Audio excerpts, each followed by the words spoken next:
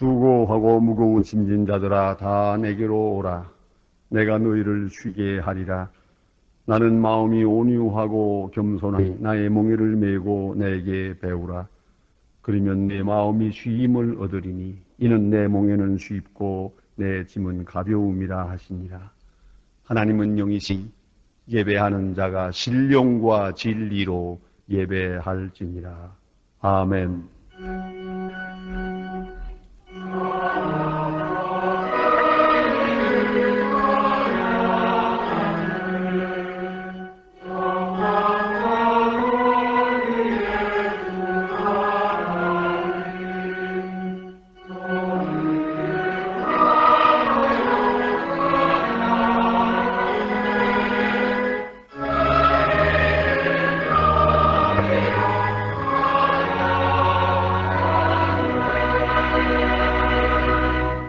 영원히 찬양을 받으실 주 여호와 우리 아버지 하나님, 그 놀라우신 능력과 크신 은총을 인하여 주께 영광 돌린다. 죄와 사망에서 우리를 건지신 주 예수 그리스도의 구속의 은혜를 길이길이 찬양하옵고, 오늘도 우리와 함께 하시며 날마다 새롭게 하시는 성령의 교통하심을 인하여 찬송을 부릅니다. 성부, 성자, 성령께 세세 무궁토록 영광이 있을지어다. 아멘. 다같이 고개 숙이셔서 겸손한 마음으로 참회의 기도를 드리겠습니다. 우리 풍성하신 아버지 하나님, 저희들이 주의 은혜 가운데 살다가 은혜에 이끌리어 다시 이 시간 주님 앞에 나왔습니다. 방황하는 저희들에게 길을 열어주시고 쉽게 넘어지는 저희들을 다시 일으켜 주시기도 하며 세상으로 기울어간 저희들의 마음을 주께로 향하게 하사 오늘도 주의 전에서 찬송 부르게 하시오니 진심으로 감사하옵나이다. 은혜를 생각하면 끝없이 감사하지만은 자신의 허물을 돌아볼 때 고개를 들 수가 없습니다. 우리는 세상 죄의 유혹에 약해서 시험에 빠진 때가 많았고, 하찮은 생각으로 인하여 저희들이 허망해지기도 하며 시리에 빠지기도 하며 세상 것을 의지하다가 낙담할 때도 많았습니다. 세상이 험하다고 스스로 절망하기도 하고 세상이 괴롭다고 원망과 불평에 살기도 합니다. 어느새 주께 감사하던 생각은 잊어버리고 불만으로 가득할 때가 있고 절망할 때가 많았음을 고백합니다. 하나님 불쌍히 여겨 주시옵소서. 주는 우리를 끝까지 사랑하시건만 우리는 사랑을 모르는 자인 것처럼 살 때가 있습니다. 어차피 주의 능력으로 살아왔고 또 살아갈 것입니다만 어느새 우리는 우리 스스로 사는 것처럼 교만하기도 하며 스스로 살아야 될 것처럼 낙심할 때도 있습니다. 주님 불쌍히 여겨 주시옵소서. 배고픈 자를 넉넉히 먹이지 못했습니다. 고통당하는 자의 고통을 나와 상관이 없는 것처럼 생각할 때가 있었습니다.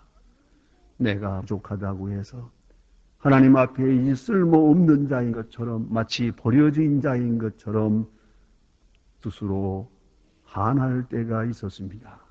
불쌍히 여겨주시고 이 모든 악과 교만과 불신앙으로부터 우리를 건져 주시옵소서. 깨끗이 씻어주시고 거듭 태어나는 새로운 기적의 시간이 되게 하여 주시옵소서. 지금은 하나님과 나만이 아는 죄를 생각하며 묵묵히 참회의 기도를 계속합니다.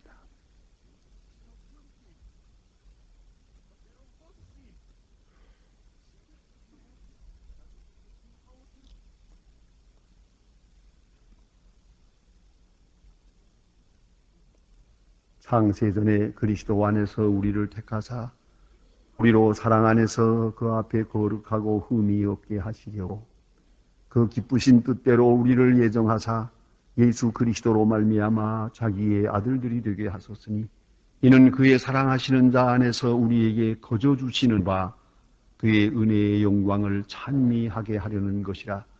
그러므로 주 예수 그리스도 안에 있는 자에게 결코 정죄함이 없느니라. 아멘. 오늘 우리에게 주시는 하나님의 말씀은 구약성경 출애굽기 3장 1절로 8절 말씀 되겠습니다. 구약성경 84면입니다. 출애굽기 3장 1절부터 봉독합니다. 이 계시의 말씀을 봉독할 때에 살아계신 하나님의 음성을 다 함께 들으실 수 있기를 바랍니다.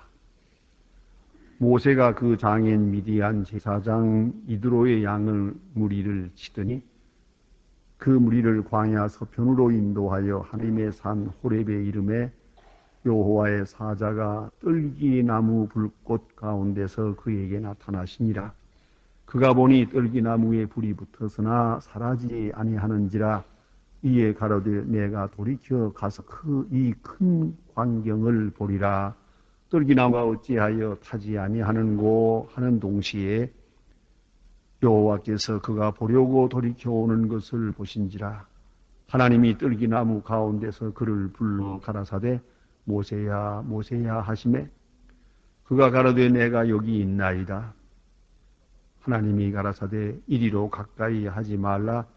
너의 선 곳은 거룩한 땅이니 내 발에서 신을 벗으라. 또 이르시되 나는 내 조상의 하나님이니 아브라함의 하나님 이삭의 하나님 야곱의 하나님이니라. 모세가 하나님 뵙기를 두려워하여 얼굴을 가리매 여호와께서 가라사대 내가 애굽에 있는 내 백성의 고통을 정령히 보고 그들이 그 간역자로 인하여 부르짖음을 듣고 그 우고를 알고 내가 내려와서 그들을 엠빈의 손에서 건져내고 그들을 그 땅에서 인도하여 아름답고 광대한 땅, 젖과 꿀이 흐르는 땅, 곧 가나안 족속, 헷 족속, 아모리 족속, 여부스 족속, 히위 족속, 여부스 족속의 지방에 이르러 하노라. 아멘.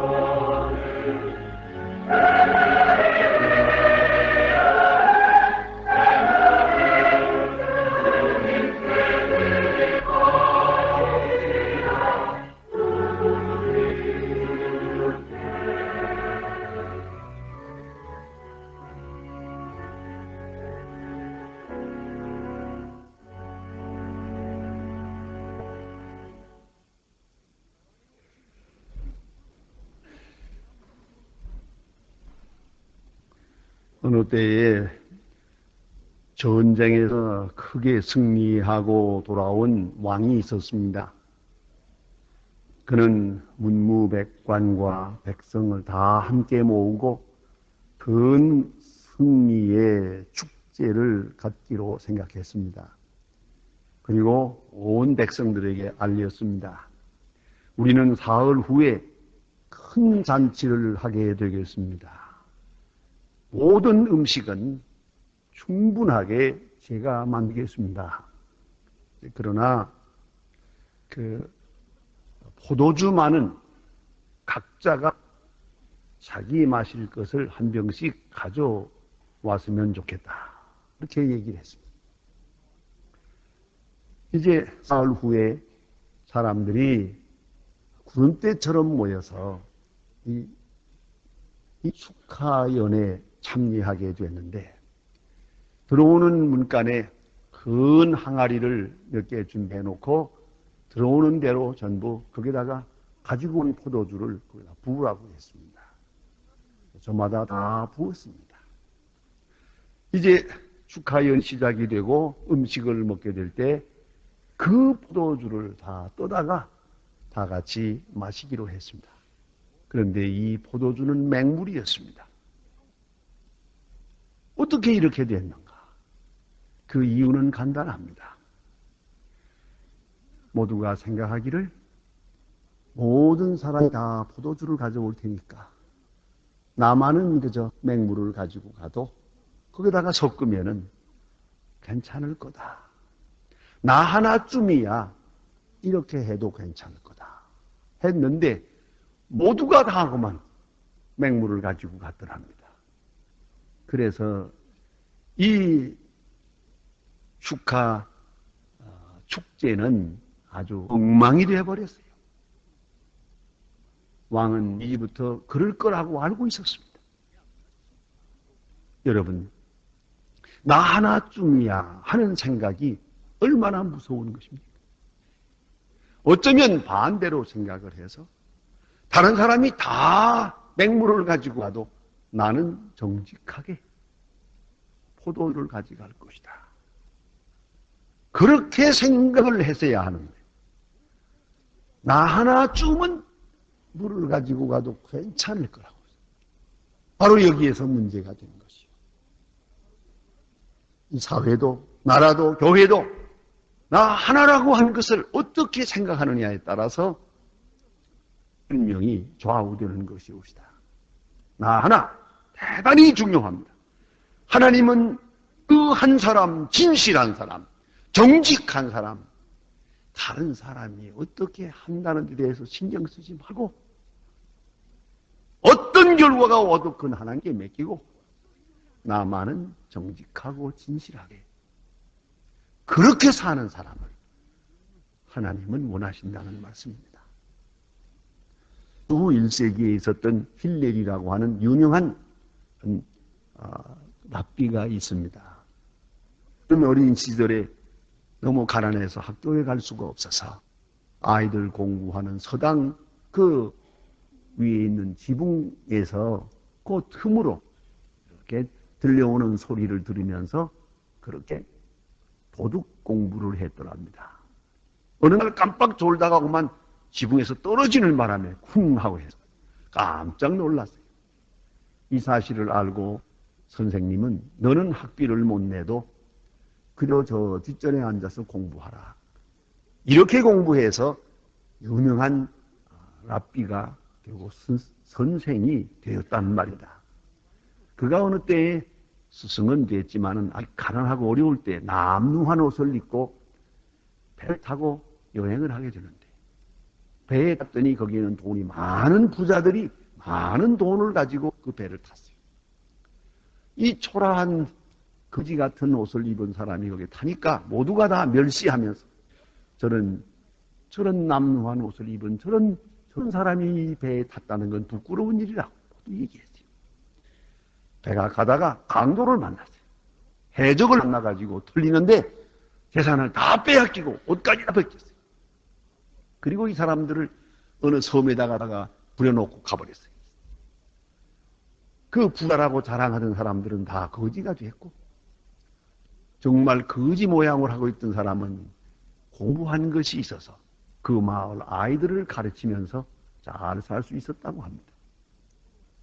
이런 사람인데 그는 한평생 가르치기를 힘썼고, 특별히 로마 군이 들어왔을 때도 사령관을 만나서 당신들이 마음대로 하십시오마는 아이를 가르치는 것만 허락해달라고. 그래서 아이들에게 하나님의 말씀을 가르친 그런 아주 역사에 나오는 힐렐이라고 하는 유명한 랍비가 있습니다. 그는 한평생 3가지 질문을 학생들에게 했고 또 본인의 신조로 삼았다고 합니다. 첫째는 내가 나를 위하여 존재하지 않는다면 누가 나를 위하여 존재할 것이냐. 나 자신의 존재에 대해서 아주 심각하게 생각을 했습니다. 둘째는 내가 나만을 위해 존재한다면 나는 도대체 무엇란 말이냐. 나 하나만을 위해 존재하는 인격이라는 것은 아무 의미가 없는 것이에요.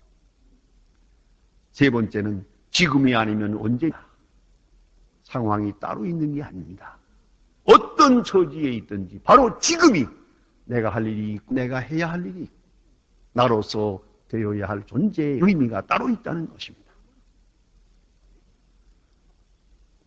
오늘 본문 성경에는 모세가 부름을 받는 장면, 그 이야기가 있습니다. 모세는 이 시간, 이 사건, 호렙산 기슭에서 하나님과 만나는 이 사건 하나로 인하여 거듭 태어나게 되고 새로운 인간으로 출발하게 됩니다. 그는 이때 나이 80세입니다. 돌이켜 생각해 보시길 바랍니다. 이 세상으로 말하면 그는 무상한 생을 살았습니다. 덧없는 생을 살아서 이제 나이 80이 됐습니다. 이제는 이렇게 살다가 세상을 마쳐야 될 운명입니다. 그는 40년 동안을 원치 않는 생활을 했습니다.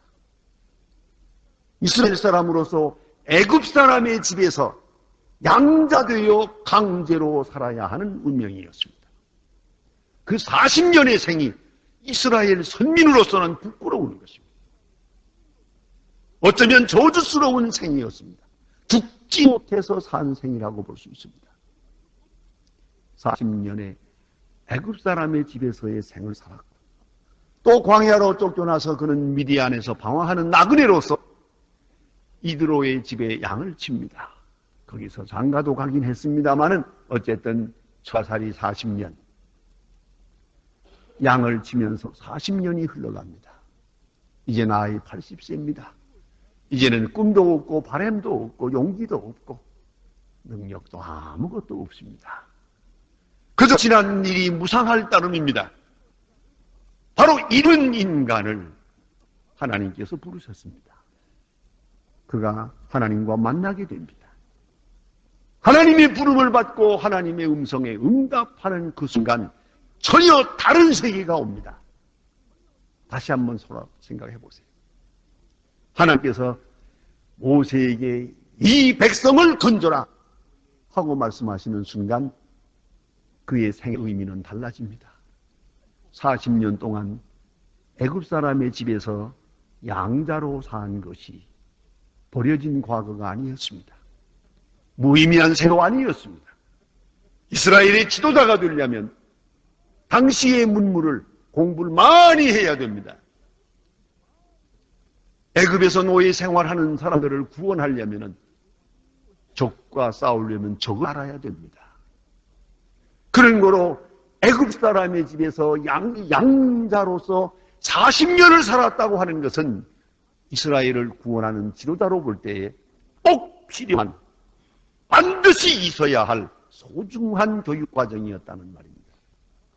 깨닫게 됩니다. 다시 40년 동안 광야에서 양을 깁니다. 그동안에 모세는 변합니다. 한때는 혈기왕성하여 뜻대로 안 된다고 해서 애굽 사람을 때려 죽였던 사람입니다. 그러나 이제는 그 혈기도 다 죽었습니다. 모세 다 죽었습니다. 용기도 없습니다. 이제는 꿈도 없습니다. 그러나 양을 치면서 그는 인내를 배웠습니다. 사랑을 배웠습니다. 자비와 긍휼을 배웠습니다. 요새 말로 CQ, 지도력을 배웠습니다. 양을 인도한다고 하는 것. 굉장한 지도력이 필요합니다. 상당한 참을성이 있어야 합니다. 고요히 하늘을 쳐다보며 기도하고 명상하면서 양을 치며 요새 말로 수양을 많이 했습니다. 이제 조용한 사람이 됐습니다. 이제 하나님께서 그를 부르십니다. 그는 아무 소망이 없다고 생각한 사람입니다만 지금 부름받는 순간 그는 가나안 땅을 바라보게 됩니다. 약속의 땅을 바라보는 소망의 사람이 되었습니다. 현실을 넘어서서 저 미래를 바라보는 꿈의 사람이 됐습니다. 이것이 모세가 받은 소명입니다. 현재 그는 가진 것도 없고 아무것도 없는 것 같으나 하나님은 말씀하십니다. 내가 너와 함께 하느니라. 내가 너와 함께 하느니라. 그 말씀 하나를 믿고 일었을 때 그 능력의 사람이 되었습니다. 기적의 사람이 되었습니다. 하나님의 소명의 성격을 살펴보십니다. 하나님은 모세를 개별적으로 불렀습니다. 이스라엘 전체 모든 사람을 보편적으로 부르신 게 아닙니다. 모세야 한 사람의 이름을 불렀습니다. 오늘 여러분 한 사람 한 사람을 개별적으로 퍼스널 콜링이 있다는 걸 알아야 돼요. 개인적으로 부르시는 거예요. 이건 특별한 것이에요. 또한 모세의 모든 사정을 알고 부르시는 겁니다. 그의 절망된 것, 그의 고만과 그의 낙심과 그의 죄인됨과 사람을 죽인 일과 그 어느 거 하나 모르시는 게 없어요. 하나님이 다 알고 부르시는 거예요. 모세가 변명을 합니다. 내가 누구간데 라고 말할 때 하고 싶은 말이 딱 한마디 있었을 것 같아요. 내가 애굽에서 사람을 죽였기 때문에 저는 애굽을 다시 돌아갈 수 없는 사람입니다. 하나님 말 안 해도 다 압니다. 그러나 가라면 가라. 이것이 하나님의 명령입니다. 단 한마디에 변명을 할 수가 없었습니다. 변명을 허락지 않았습니다. 심지어는 나는 말을 잘 못합니다. 하나님 말씀하십니다. 네가 말 잘 못하는 거 나도 안다. 내 형이 말 잘하는 걸 아느니라. 동반하게 해주마. 사람의 입을 지은 자가 누구냐? 네가 너를 아는 것보다 내가 너를 더 잘 아는데 알고 부르시는. 이제 우리가 하나님의 부르심에 대해서 뭘 어쩌고 할 그런 부정적인 말을 그런 응답을 할 수가 없는 겁니다. 가라. 그저 가는 거죠. 또한 이 소명은 일방적이었어요. 모세의 응답을 기다리지도 않았어요. 그대로 가라. 모세가 하나님을 찾은 게 아니다. 하나님이 모세를 부르신 겁니다. 적극적이고 창조적인 부름이었다는 것을 우리는 알게 됩니다. 또한 사명적인 부름입니다. 하나님의 거룩한 역사를 하나님이 하시고 모세를 그 역사에 고용하는 겁니다. 네가 내 심부름을 하라. 내가 건지리라. 너는 명령대로 순종을 하라 하고 말씀하십니다. 목적이 있는 사명의 부름이었습니다. 모세에게 원하시는 바가 무엇입니까? 하나님께서 원하시는 뜻이 무엇입니까? 모세로 말하면 오직 절대적 믿음을 가지기를 원하십니다. 절대적 믿음. 하나님이 내게 나타났고 하나님이 말씀하셔도 하나님이 구원하신다고 하는 믿음.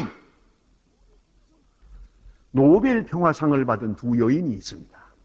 하나는 시카고 빈민굴에서 한 평생을 산 제인 아담스라고 하는 분이 계시는데 그는 늘 이렇게 말합니다. 내가 여기 온 것이 아니고 하나님이 보내심을 받은 것뿐입니다. 내가 인민굴에 온 것이 아니고 하나님이 보내서 나 여기 있습니다. 라고 그 믿음을 가지고 살았어요. 여러분 잘 아시는 테레사 같은 수녀도 말합니다. 하나님이 나를 보내주셨습니다. 나는 순종했을 뿐입니다. 하나님의 일하는 사람에게 필요한 응답은 이겁니다. 하나님이 나를 보내셨다. 하나님이 나를 보내 나 여기 있다. 바로 그 믿음입니다. 하나님이 나와 함께 하신다고 하는 그 믿음. 바로 그런 믿음을 요구하십니다. 또한 절대 순종의 믿음을 요구하십니다. 하나님은 모세에게 구구한 일정을 가르쳐주지 않았습니다. 노정을 가르쳐주지 않았습니다. 언제 몇 월 몇 시 몇 시에 가나안에 들어간다 말씀하지 않았습니다. 그저 가라. 내가 너와 함께 하느니라. 때때로 우리는 미래에 대해서 너무 생각이 많습니다. 그래서 확실한 이데올기적 미래를 약속하고 그 미래, 오늘 실천하기 위해서 당분간의 무리나 당분간의 죄악이나 거짓이 있어도 상관없는 것처럼 말합니다. 그래서 미래의 결과를 가지고 오늘의 부정을 정당화하려고 듭니다. 이건 공산주의의 마음입니다. 이 justify means 유명한 철학입니다. 결과가 방법을 정당화한다. 독재자들의 소리입니다. 그렇지 않습니다.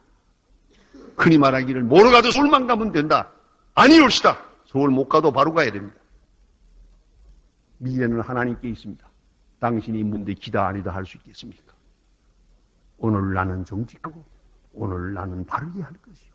하늘이 두 쪽이라도 나는 정직할 것이요. 그것이 하나님의 사람의 사회입니다. 하나님은 모세에게 구구한 얘기를 하지 않았습니다. 너는 바로 서라. 그것뿐이요. 내가 가진 계획에 대하여 그대로 전폭적으로 따르라. 토탈 액셉탄스입니다. 그런가 하면 절대 순종을 요구합니다. 절대 헌신이 없이다. 여기는 이의가 없습니다. 그 대답이 이렇습니다. 내가 여기 있나이다. 그 다음엔 무궁무진한 이야기가 따릅니다. 내가 여기 있나이다. 사무엘이 어렸을 때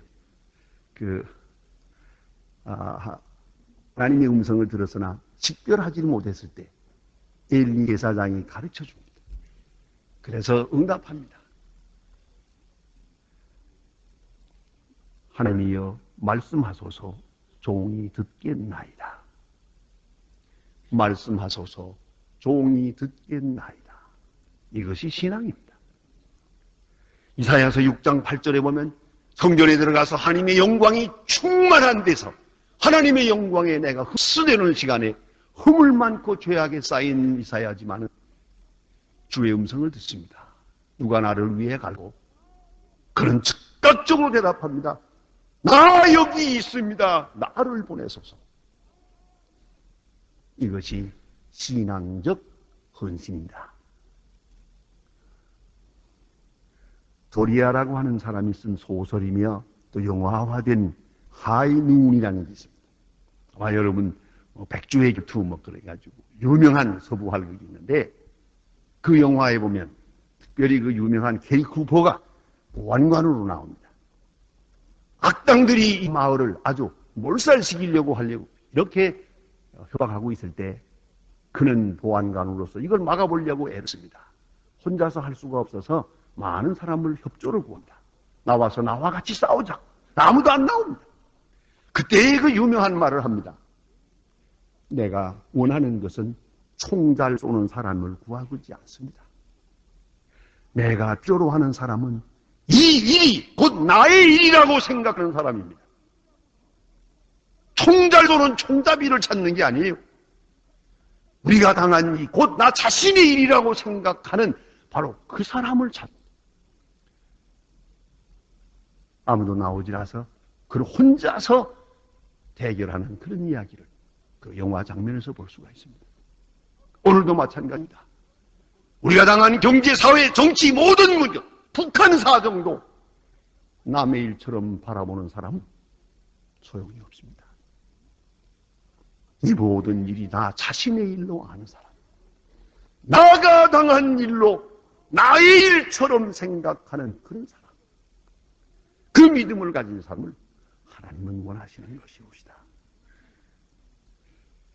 부름이 없이는 나의 존재는 존재의 이유가 없습니다. 부름을 모른다면 내 생의 의미란 전혀 없는 것입니다. 소명에 대한 믿음이 없으면 그는 능력이 없습니다. 언제나 비겁한 사람으로 남을 것입니다. 소명에 대하여 순종이 없다면 그에게 영광이 없을 것입니다. 나 여기 있습니다. 바로 그러한 신앙적 응답이 능력과 영광의 근거가 되는 것이옵시다. 기도하십시다.